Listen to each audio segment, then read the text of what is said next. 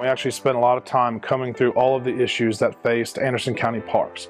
We started looking at the actual parks themselves, their envelopes, what defined them individually or collectively as a larger whole. And ultimately, we actually were able to establish the fact that we actually have 51 independent parks. So whereas before the number used to be 38, it kind of grew in the fact that some parks were kind of under an envelope of another. We really grabbed a real complete picture of where our parks stood, how many there were, and really all the issues that we're facing. And we took this list and prioritized them into the immediate hazards, the things that we needed to work on, the ADA issues, and we really just got an itemized like master sheet of where our parks stand. You know, we're maintaining our 51 facilities while always trying to develop new. Aside from general maintenance tasks, which are taken on by facilities, Parks Department actually has a playground inspector. And so Parks is responsible for all the playgrounds that are in Anderson County on the county leased facilities. So we inspect those on a routine basis. Any kind of improvements to the playgrounds is implemented by Parks. But at the same time, there's other general improvement projects outside of the scope of work for facilities and kind of within a scope of work that we'd otherwise contract, but we try to do those in-house to stretch our dollars. We'll get a lot of assistance from Roads and Bridges, the different crews, and their equipment and their manpower, dump trucks and other things that we don't have to help make some of these projects happen.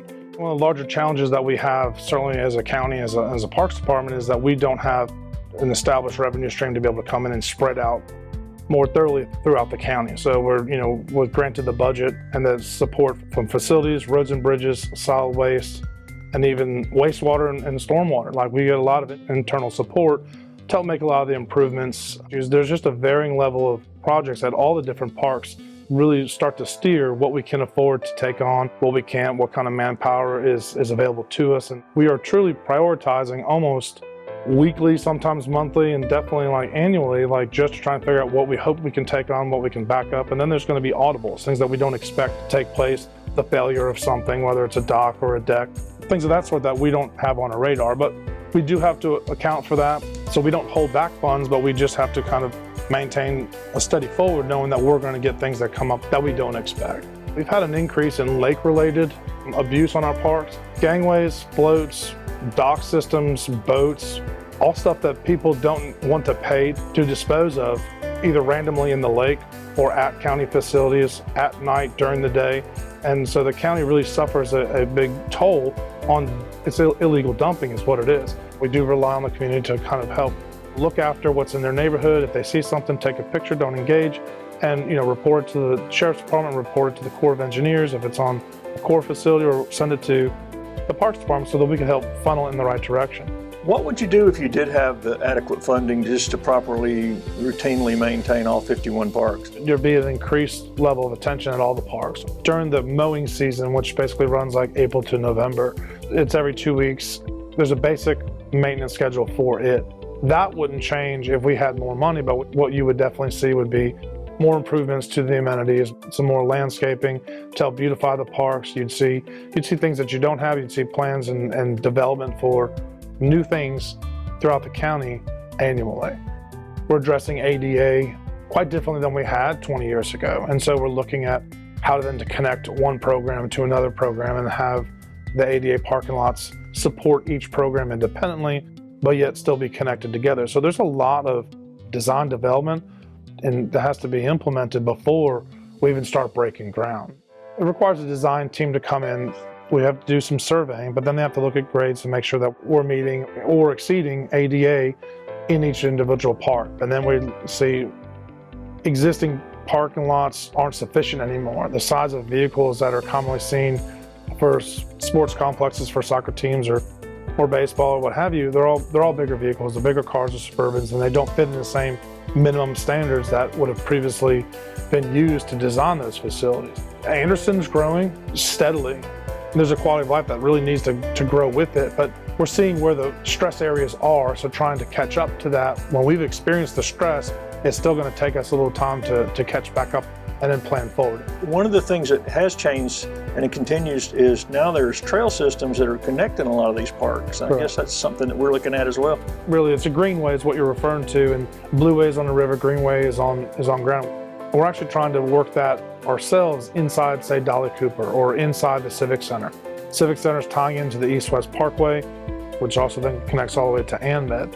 It's a shared use path, which is a wider path through a park facility and connecting to something else. These shared use paths are taking the place of like the network of asphalt paths that have been in place at, say, Civic Center for 20 years and suffering from deterioration. So but that connectivity of the major programs within a park and having these arterial paths out to the different programs, kind of using as collector roads just to get from one place to another and just to really expand the pedestrian or bicycling traffic that parks are seeing. You're seeing a lot of bicycles, a lot of joggers, a lot of people on scooters and uni-wheels and things of that sort. We're still finalizing plans for Kid Venture, hopefully trying to build it out. Our plans, we're in the final stages of having the plans and then getting a cost estimate to know what final completion looks like. So we're anxious to see where we stand once the design team's done with that. We like the center and 2 pedals to be complete at Kid Venture, which would be a monumental impact to the county and to the community. Up at Dolly Cooper, we have a ball field lighting project currently out for bid. It's going to offer cost estimates for the football field as well as the baseball field. We also have a project underway with Upstate Disc Golf, which they're kind of the oversight organization for the 18-hole disc golf course up at Dolly Cooper. The nature of that course is very attractive to disc golfers really in upstate South Carolina. The amount of land that's actually able, because it's raw and unused right now and unprogrammed, the disc golf course has been able to be spread out throughout all the grass areas. So there's a strong club that actually helps maintain the trails, make minor improvements here and there, but we have a T-pad project that we're working on to actually bring in and pour 6 by 12 foot concrete T-pads, which actually would allow the Upstate Disc Golf Club to secure tournaments. So we were talking about 2-day tournaments, 3-day tournaments. This was a project that the Upstate Disc Golf Club brought to us at the county and said that they like to help grow the reach of Dolly Cooper and start recognizing bringing tournaments. And so it's nice to have someone that wants to jump on the saddle and run with us on a project. So within 6 months, we'll have 2 major events up at Dolly Cooper. One is the Rhythm on the River event, May 4th. It's the first Saturday in May. That's big crowds, it's a concert, it's a family fun day. There's a kid zone component which takes place inside one of the fenced-in athletic fields, and there's a band, there's a lot of vendor support, and really the community comes out to enjoy the Riverside Park, elevated views, expansive green space. And then the first Saturday in June is the Saluda River Rally. That's an annual event that this will be its 13th year in operations. The other thing that we're going to do with this next upcoming year is we're actually going to try and take advantage of the 28 acres that Anderson County recently purchased on the river in Piedmont. So we're underway with a facility design for a phase 1, but we're looking to actually kind of debut just the location and just let people see inside, behind the scenes, behind the lock gates, while we're trying to design and develop and build that out. We'll paddle 9 miles down from Dolly, take out in our new facility, but then exit back and come back to Dolly. But the user experience will be far greater this coming year on year 14. So Green Pond just celebrated its 9th birthday on December 19th of 23. At that point, the economic impact from Green Pond over those 9 years totals $110 million. And that is just the juggernaut in itself that nobody saw would be that, or would think that it would have been that successful. Green Pond has spurred a ton of development on that side of town that otherwise wasn't expected for years down the road. The county is finalizing drawings for the addition of the final 3 launch lanes at Green Pond. So this would expand our current 3 on the new side to a total of 6. It would include a 350-foot long L dock that would then actually create 2 bookend docks, all facing north.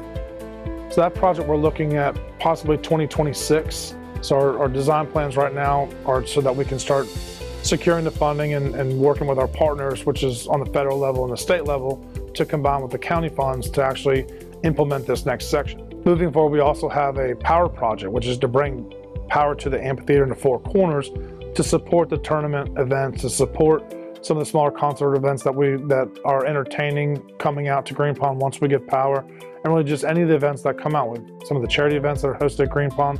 So the power project is going to be one of the next ones that we see. The host site was completed about 6 months ago, and so now we have a 24-hour presence at Green Pond, so somebody's always there, keep an eye on the facility being there in case, just to help deter some of the nuisance activity. Green Pond really doesn't have any major construction plan for this next fiscal year, but in 2026, when we actually expand the launch lanes, we're actually gonna have to blast into rock, blue granite that's on the lake and under the lake. And in order to do that, where our location is, where we have to work, is actually gonna close down Green Pond for about a year, which is actually hard to imagine because it's, other than being maxed out at some of the major tournament events, Green Pond has been open 365 days a year for 9 years. Will it be closed to everything or just to tournaments and stuff? Green Pond will be closed to tournaments. The citizens can still go out and enjoy it. Right, the whole truck trailer parking area to the right and the boat ramp and the perimeter road, that whole, probably about 10 acres will be shut down. Anderson County is committed to public recreation to improve the quality of life